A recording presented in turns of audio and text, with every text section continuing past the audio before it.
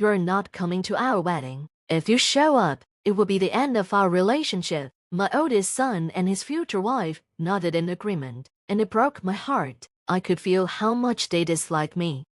What did I do to deserve this? Wasn't I just being a normal mother? Why do they hate me so much? Telling me not to come to their wedding feels like they must truly despise me. But I can't think of anything I did wrong. Even my husband doesn't seem to understand. And now, I can't forgive my son. After everything I did for him, how could he treat me like this? I need to make him see that his behavior is wrong. He should be punished for disrespecting his own mother.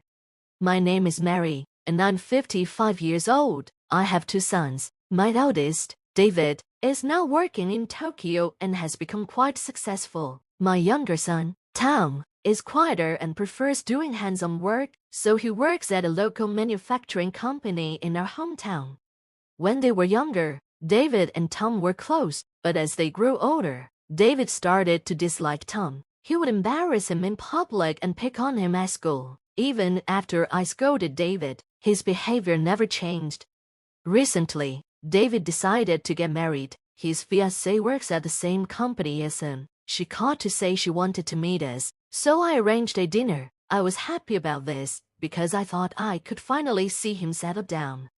But David still didn't want to be around Tom, and Tom said it would be better if he didn't come to the dinner. When the day finally came, we met at a fancy restaurant they had chosen. I was a bit distracted by the unfamiliar restaurant, but when I entered the room, David and his fiancée, a strong-looking woman, were already seated. "Hey, Mom, Dad, you're late," David said. "Sorry, we got lost. We've never been here before," I replied. "Don't embarrass me so much," David snapped. His words hurt, but I'm used to him talking like that, so I try not to let it bother me. We sat our day down and started eating, listening to their conversation.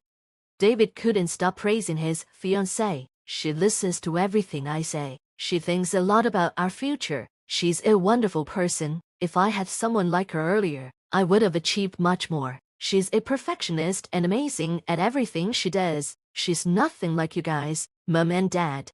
It was clear David was obsessed with her. She even tried to get him to stop, but he just kept going, talking either about her or himself. When I asked how they met, he brushed it off, saying, "You should know how great she is. That's more important than some boring story." His attitude made me uncomfortable, like he was trying way too hard to make her look good in front of us. My husband seemed uneasy too, and I was glad we hadn't brought Tom along. David continued, "I'll say this again. She's different from you guys. Please don't be mean to her after we get married. Show her some respect." I told him, "You don't need to say that. I wouldn't treat her badly." But David didn't let it go. "You've always put Tom first, so I don't trust you won't hurt her." His words stopped me cold. How could he say that? We cared for Tom because David bullied him so much. Tom had suffered from David's harassment since they were kids. Naturally, we tried to protect him. When I asked David why he picked on Tom, all he said was, "Because I didn't like him." I didn't realize David thought we loved Tom more than him because of that. Still, I didn't want to argue, so I stayed quiet. The dinner ended without any major conflict, but I knew the real problems were still there. As we were leaving, David said, "You're getting old. Don't worry, we'll take care of you after we're married." Apparently, he had already decided they'd move in with us, and his fiancée seemed to agree. She added, "You've got another son, right? He won't depend on you forever, but we'll take care of things." I felt really uneasy about the whole situation. Tom lives with us, but he stays because he genuinely cares for us, not because we spoil him. But David and his fiancée moved into our house without even asking. They took over our room and started acting like they owned the place. "Why don't you go weed the garden, Tom?" "Sorry, but I have to leave for work." "You don't even have a real job, just do it yourself."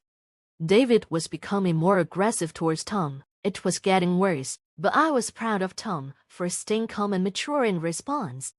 However, things were more complicated than they seemed. Late one night, after my husband and Tom had gone to bed, I got up to get some water, and overheard David and his fiancée talking in the living room. "Hey, when will this house be ours?" "Just that little more time. We need to make sure everything goes smoothly so they don't get in the way. I can't wait to renovate the house once they're gone. This place is so old." David chuckled in agreement. I couldn't believe it. They were planning to force us and Tom out of our own home. I immediately told my husband and Tom about what I heard. We knew we had to do something, and fast. Tom spoke up. "Ma'am, I'll handle this. I have a plan." His confidence reassured me, but the strategy he had in mind required patience. Still, if it worked, David and his fiancée would be out of the house for good. My husband and I agreed to follow Tom's plan. Things carried on as usual for a while, though there were still tensions. Eventually, David and his fiancée set a date for their wedding. They decided to hold it at a nice wedding hall nearby. At first, I thought a wedding in the countryside wouldn't be great, but the venue they chose was beautiful. "It's a little expensive, but we can't afford it," David said with a smug smile. I was annoyed, but I stayed quiet. David kept picking on Tom, but thanks to Tom's maturity, it didn't seem to bother him too much. Once the wedding date was set, David and his fiancée waved me over to discuss the details. When I went to see David with my husband and Tom, they told us something shocking. "Please don't come to our wedding. If you do, our relationship will be over." I was stunned. After a moment, I asked David, "Are you sure? Why so suddenly?" "I'm scared of you all. I don't want you at my wedding," his fiancée said, fake crying. It made me angry. She repeated, "If you come, we're done. Isn't that what you want? I'm your horrible son, unlike my perfect younger brother," David said, pointing at Tom. Tom looked lost for words, and I couldn't take it anymore. "Enough, David. You've been bullying Tom all this time. Why are you treating him like this? You're brothers," I shouted. David and his fiancée turned to me. "You can say anything. You've always spoiled Tom and treated me differently." "That's because you bullied your brother," I replied. "That's just an excuse because you thought Tom was cuter," David said. "That's not true," I insisted, but David refused to listen, no matter how much I tried to explain. I was frustrated. He caused all this himself, but he wouldn't reflect on his actions, even though he's my son. I felt I couldn't keep looking after him anymore, so I made up my mind. "Fine, I won't come to the wedding." Tom and my husband looked surprised, but David and his fiancée seemed satisfied. "Are you sure you regret this?" they said.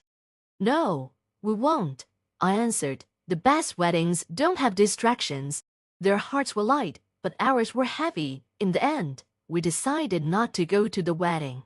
We didn't even get an invitation, so we probably wouldn't have been able to enter anyway. David seemed happy, but he had no idea what was coming next. Tom had come up with a clever plan, and I couldn't help but smile at the thought. The wedding went smoothly, but David and his fiancée still lived at our house. They had just switched jobs to be closer, so they were busy moving things and settling in. On their first day at the new office, they came home and called Tom, panicked. "Tom, what's going on?" they asked. When I asked what happened, they briefly explained their trouble at work. While David and his fiancée were being shown around the company, they unexpectedly saw Tom, who they thought wasn't supposed to be there. The boss leading the tour noticed Tom and bowed, saying, "Thank you for all your help." He explained that Tom was actually the president of one of the company's clients. David and his fiancée were shocked because they had assumed Tom was just a factory worker. In reality, Tom had been working very hard at the factory since he started. His efforts were recognized by the factory president, who valued Tom's unique ideas, which were essential for running the factory. Because of Tom, the factory began to perform better and became a reliable source for many companies. However, when the president fell ill, Tom worried about him and visited on his days off. Impressed by Tom's dedication, the president decided to appoint him as the next president of the factory. Tom was hesitant and said, "I can't do that," but the president was determined. With support and encouragement from everyone around him, Tom eventually accepted the role and became president successfully.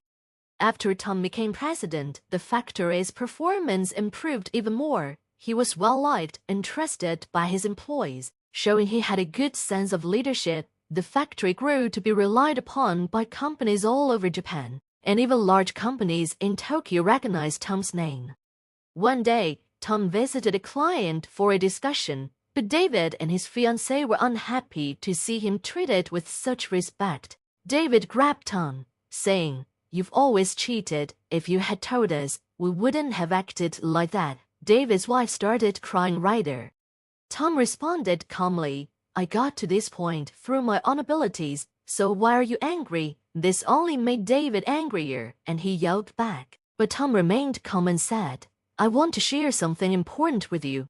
Tom went to his room and returned with several photographs, laying them on the table. They showed David's wife with another man, clearly having an affair. David looked shocked and began shouting while his wife trembled, unsure of what to do. Tom explained, "I did some research, since she was going to be my sister-in-law, and I found all this evidence. With this much proof, there's no way you can deny it." David's wife lowered her head and whispered, "I'm sorry." David, unable to comprehend the situation, was left stunned. Tom remarked, "This is what happens when you don't see the true character of a person. No one is perfect, and we couldn't help but laugh." In despair, David fell to his knees while his wife kept apologizing. Eventually, David and his wife got divorced. As he couldn't forgive her cheating, she panicked when asked to pay alimony but managed it with help from her parents. However, this didn't heal David's pain. He quit his job after the shock of the divorce and began isolating himself in his room, only coming out for meals, but when Tom was around. After the incident, David became scared of Tom. He would often screech and run away whenever Tom was around. Our family discussed what to do about David many times. In the end, we all agreed it was best to cut ties with him. While it felt terrible to think about doing that, we couldn't forgive his selfishness toward us. A few months later, David was kicked out of the house. He cried and begged for forgiveness, but honestly, I no longer saw him as family, so it felt like a natural consequence. Meanwhile, the three of us, my husband, Tom, and they are now living a carefree life without anyone getting in our way. My husband has retired, but thanks to Tom's hard work, we're financially stable. I want to ensure that Tom has a good family for the rest of my life. Tom is getting married soon. His fiancée is an employee at the same company, and they have been dating for several years. I'm really looking forward to my precious son's wedding.